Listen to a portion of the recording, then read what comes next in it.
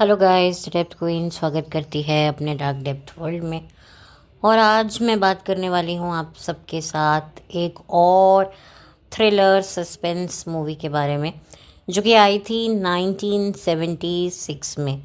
और इसे बनाया था अरुणा और विकास ने। बेसिकली अरुणा और विकास इंडिविजुअली अगर मैं उनके नाम लूँ तो अरुणा राजे और विकास देसाई, ये दोनों बेसिकली हस्बैंड वाइफ थे। और ये साथ में मिलकर डायरेक्शन करते थे, एडिटिंग करते थे, राइटिंग भी की हुई है इन्होंने। तो इन्होंने साथ में कुछ फिल्में बनाई हैं।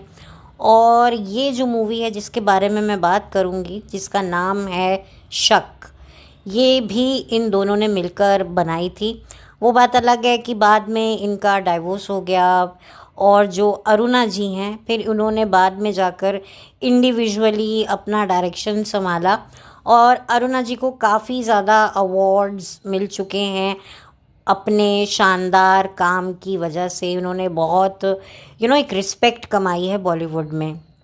और अब तो ये काफ़ी बड़ी है, मतलब एज में भी। और काफ़ी मतलब ये फिल्म तो 1976 में आई थी, तो आप सोच सकते हैं कि कितनी उम्र दराज हो चुकी होंगी, यानी कि कितनी ज़्यादा मतलब उनका एक लंबा करियर रहा होगा और उन्होंने कितनी अच्छी अच्छी फिल्में बनाई हैं। और इनकी और भी कुछ विमेन सेंट्रिक मूवीज़ हैं जो इन्होंने डिवोर्स के बाद बनाई हैं और काफ़ी उनको एप्रिसिएशन मिला है। मैं आने वाले दिनों में वो भी फिल्मों को लेकर आऊँगी आप लोगों के सामने।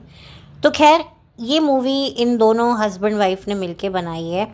और इस मूवी का जो म्यूज़िक है वो दिया था वसंत देसाई ने। और इस फिल्म की जो कहानी है बड़ी इंटरेस्टिंग है कि विनोद खन्ना और शबाना आज़मी हस्बैंड वाइफ होते हैं। इनका एक बेटा होता है। बहुत ही अच्छी मैरिड लाइफ होती है, फैमिली लाइफ होती है। और एक दिन अचानक शबाना को एक लेटर आता है उसके नाम से, जहाँ पर उसे ये कहा जाता है कि तुम्हारे हस्बैंड ने 10 साल पहले अपने ऑफिस में एक कर्मचारी का खून किया था, लेकिन उसने जो है इल्ज़ाम किसी और पे लगवा दिया और जो पैसे थे वो तुम्हारे हस्बैंड ने चुरा लिए। इस तरह की बातें वो लिखकर शबाना आज़मी को भेजता है। और तभी शबाना आज़मी की सिक्स सेंस जागती है कि हाँ, आज से 10 साल पहले ऐसी कुछ घटना तो हुई थी, लेकिन विनोद खन्ना ने बताया था कि खून किसी और ने किया है।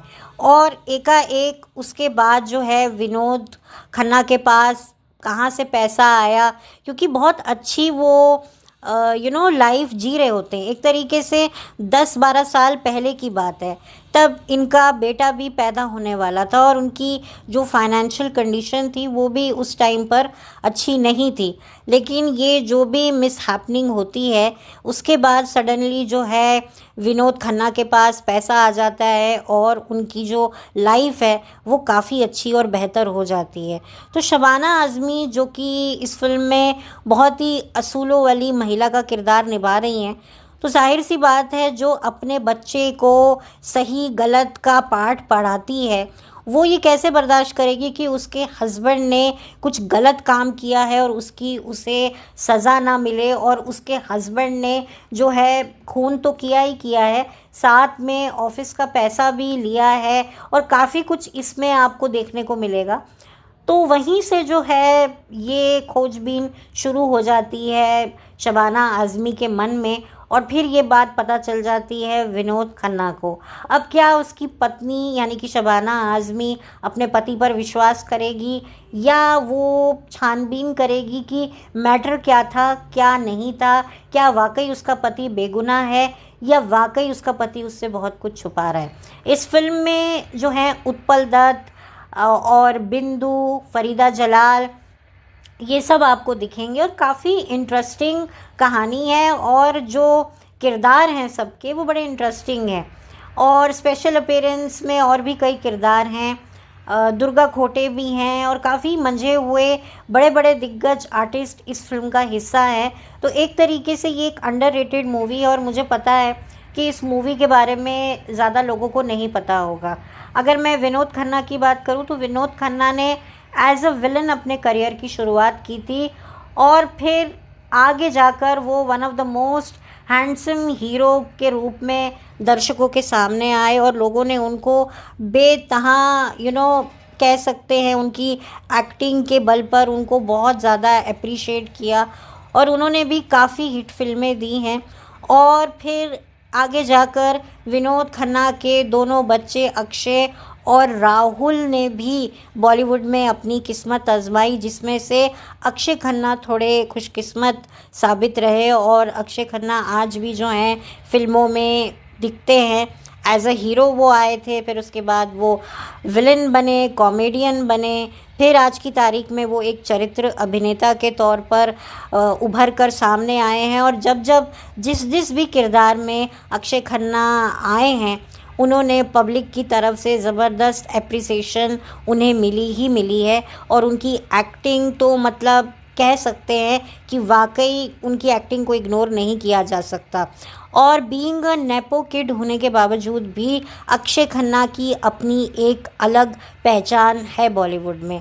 और विनोद खन्ना जी का अपना भी जो सफ़र रहा है बॉलीवुड का वो काफ़ी ज़्यादा दिलचस्प रहा है। एक वक्त पर सब कुछ गिव अप कर वो चले गए थे और फिर उसके बाद वो लौटे, फिर उन्होंने काम किया और दबंग 1 और दबंग 2 जो सलमान खान की थी उसमें भी विनोद खन्ना नज़र आए थे और फिर कुछ लंबी बीमारी के चलते उनकी डेथ हो गई और काफ़ी साल पहले ही वही दुनिया छोड़कर चले गए। तो काफ़ी नेचुरल एक्टर थे और इस फिल्म में भी आपको उनकी जानदार शानदार एक्टिंग नज़र आएगी।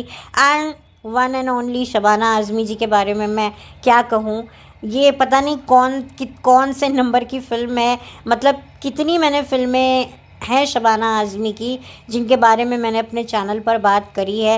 इतनी ज़बरदस्त अभिनेत्री होने के बावजूद भी उन्होंने अपने करियर में ऐसी फ़िल्में की हैं जिसमें वाकई वो इतना उन्होंने अभिनय शानदार किया है, लेकिन वो अंडररेटेड कैसे रह गई ये सवाल मेरे मन में हमेशा रहेगा।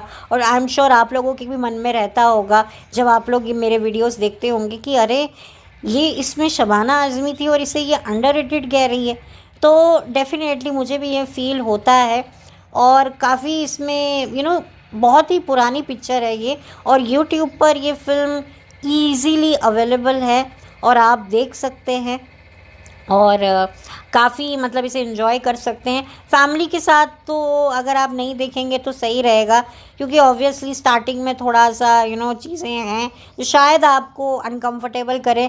हालांकि कोई बहुत बड़ी चीज़ें आपको देखने को नहीं मिलेंगी, ज़्यादा कुछ नहीं है जो आज हमें देखने को मिलता है उस हिसाब से तो कुछ भी नहीं है। लेकिन हाँ, आप अगर एज अ थ्रिलर देखना चाहते हैं, कुछ अगर आपके पास टाइम है फ्री का और आप कोई थ्रिलर ढूंढ रहे हैं तो ये फ़िल्म आपको डेफिनेटली पसंद आएगी और काफ़ी हटकर है और उत्पल दत्त जी का किरदार काफ़ी इसमें आपको अलग लगेगा। हालांकि उत्पल दत्त जी को आपने गोलमाल फिल्म में अमोल पालेकर साहब के साथ देखा है और भी कई फिल्मों में देखा है जिसमें उनका जो कॉमिक टाइमिंग है वो काफ़ी ज़्यादा काबिल तारीफ़ है, लेकिन यहाँ जो उनका रोल है वो काफ़ी अलग है और काफ़ी इंटरेस्टिंग है और काफ़ी अच्छा डायरेक्शन लगा। स्टोरी भी मुझे बहुत पसंद आई।